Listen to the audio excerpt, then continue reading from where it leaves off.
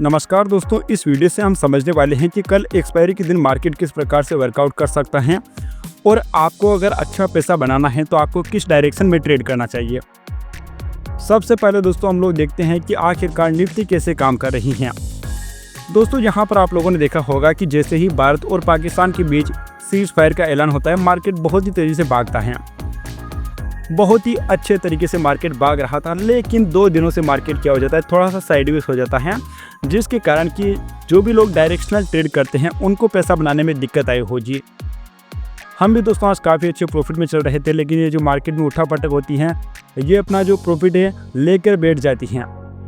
तो हम कल कैसे ट्रेड कर सकते हैं, ये सबसे बड़ा सवाल है। यहाँ पर आप लोग ध्यान दीजिए, मार्केट जब ऊपर भाग रहा था तो एक बार क्या होता है, जब भी इस प्रकार का भागता है मार्केट तो रिट्रेस करने आता है।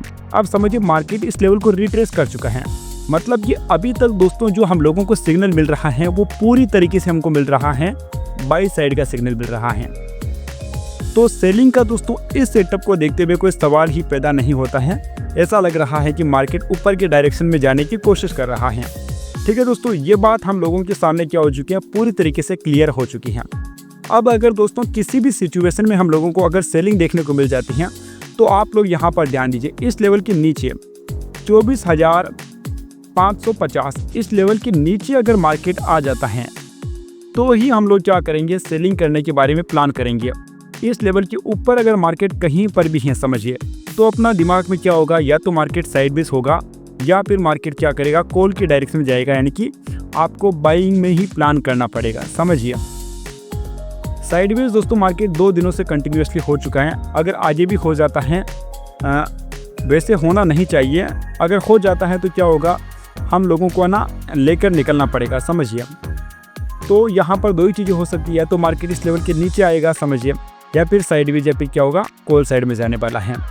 तो क्लियर अपने पास प्लान होना चाहिए। 24,550 के नीचे अगर 2-4 कैंडल सस्टेन करती है तो हम क्या करेंगे, सेलिंग में चले जाएंगे।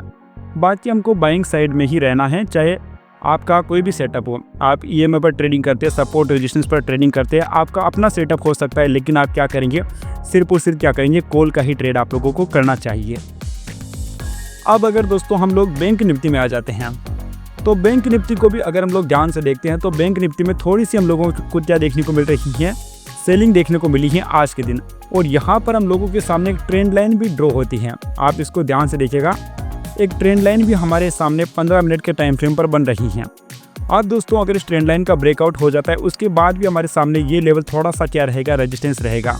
तो हम मान सकते हैं कि 55,000 के ऊपर अगर मार्केट निकल जाता है और कुछ कैंडल अगर सस्टेन कर जाती है, 2-4 कैंडल 5 मिनट के टाइम फ्रेम में, तो हम लोग क्या करेंगे, बाइंग साइड का ट्रेड यहाँ पर प्लान कर लेंगे और सेलिंग का प्लान करेंगे हम इस एरिया के नीचे, यानी कि 54,500 के नीचे।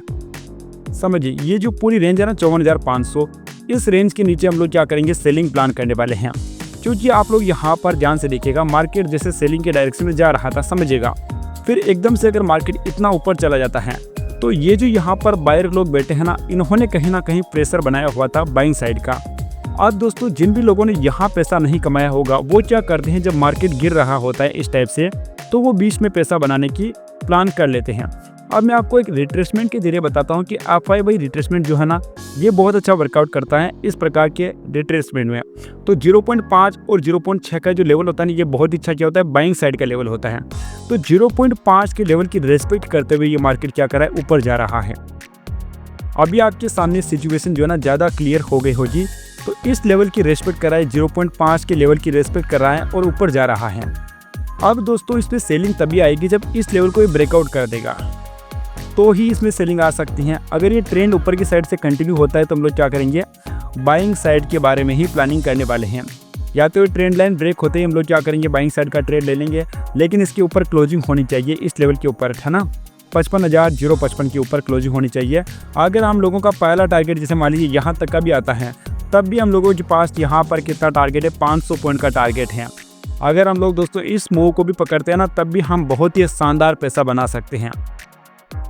तो दोस्तों कल का दिन थोड़ा सा आसान मुझे नज़र आ रहा है पैसा बनाने के लिहाज से। वैसे दोस्तों आज आपका दिन कैसा रहा था, नीचे कमेंट बॉक्स में बताइए और चैनल को सब्सक्राइब कीजिए, ताकि मार्केट के ओपन होने से पहले ही आपको मालूम पड़े कि आपको किस डायरेक्शन में आज के दिन ट्रेड करना है।